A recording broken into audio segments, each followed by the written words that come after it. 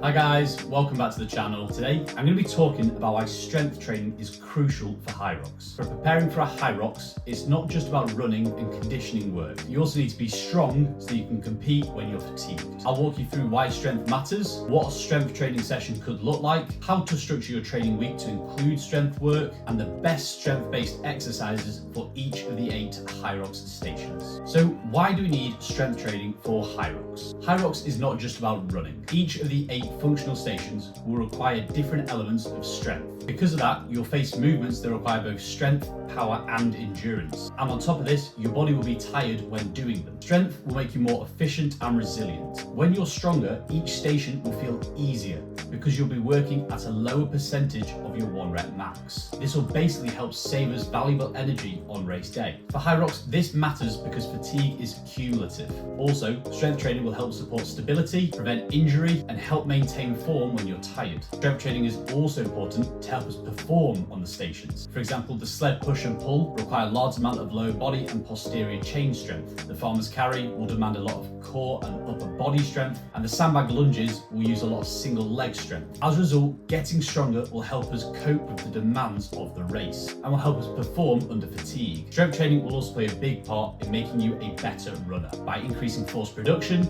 reducing ground contact time, improving running economy, and helping your joints withstand the impact from the ground. So what could a strength training look like specific to Hyrox? Well, contrary to what you might think, strength training specific for Hyrox won't look too dissimilar from just general strength training. At the end of the day, we want to get stronger and powerful. This means we don't necessarily have to always repeat the stations in training. We can do other exercises that will help complement the stations. But for Hyrox, there are a few boxes we need to tick. So at the start of a strength training session, I'd always recommend starting with some power-based work. This is all about teaching your muscles to produce maximal amounts of force as quickly as possible. This is important not just for improving force production, but also increasing elasticity and energy return, which will make us more economical runners. Here, we want to think about exercises like plyometrics and Olympic lifting. Anything that is working in low rep ranges with a moderate load, but fast and powerful. Next, we want something that will develop our sub-maximal strength. Think about box squats, deadlifts, and bench presses. This is crucial for building strength so that we're working at a lower percentage of our 1 rep max on race day. This will usually involve working in lower rep ranges again, say 2 to 5, working towards 90 or even 100% of our maximal weight.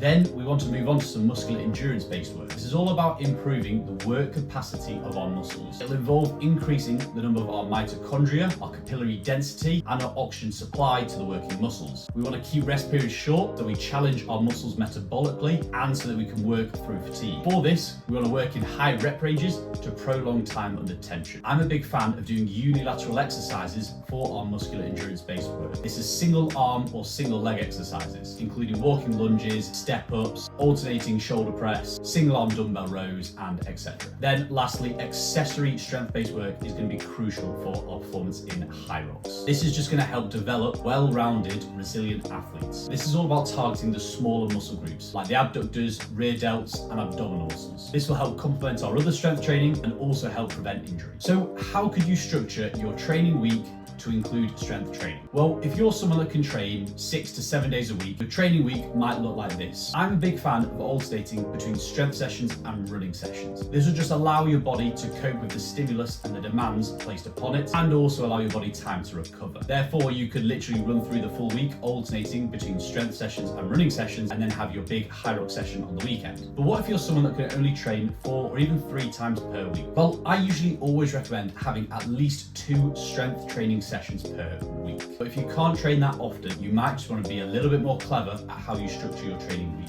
One strength session could be a full body strength and conditioning session where you tick all the strength boxes at the start of the session, then finishing on some station skill-based work. Then the second strength session could also be a full body strength session, but might include some sort of running intervals at the end, just so you're accumulating some running volume. Then of course, we want to make sure we've got a Hyrox specific session in there every week. So what are the best strength exercises for each of the 8 Hyrox stations? Well, if you want to get better at any exercise, the best exercise to do is that exercise. If you want to get better at the ski erg, do the ski erg. If you want to get better at the sled pull, do the sled pull. But there are definitely some exercises which will help translate over to the specific station. So let's have a look at the ski erg. The ski erg requires full body power with an emphasis on the arms and core and posterior chain. Therefore, exercises like dumbbell and kettlebell swings will help develop explosive hip drive and posterior chain strength. Pull-ups or lat pull-downs will develop upper body pulling strength. And of course, core work, whether that's plank variations or rotation drills, will help keep us more stable as we fatigue. Moving on to the sled push, this requires a lot of lower body strength. Therefore, we want to do anything which will help test our maximal strength in our lower body. Think about heavy back or box squats here. I'm also a big fan of front squats for the sled push because you're front loading the body in a very similar way to how the sled push will on race day. The sled pull also demands a lot of lower body strength, but more looking at the back of the leg,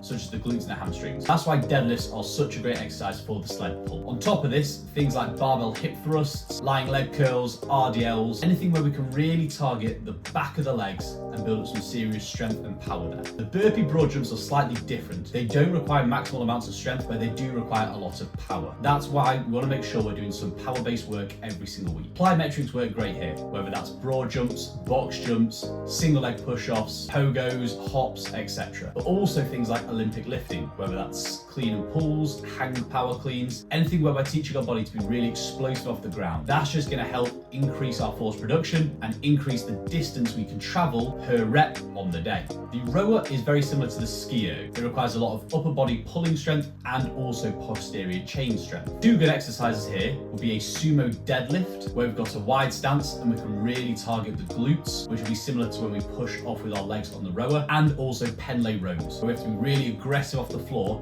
and develop that explosive power through our upper back. The farmer's carry is all about grip and core strength. That's why anything that tests these elements is going to help us really well on race day. Two good grip-based exercises are going to be pull-ups and dead hangs, where you're literally teaching your body to hold your own body weight for a certain period of time. We also want to make sure that we're developing our core muscles so we stay tight and rigid on race day. Planks, rotation drills, core twists, plate-loaded sit-ups, anything where we can really build up some serious strength in the abs is going to help us on this station. Of course, the lunges can be developed by doing more lunges, but we want to make sure that we're going heavy.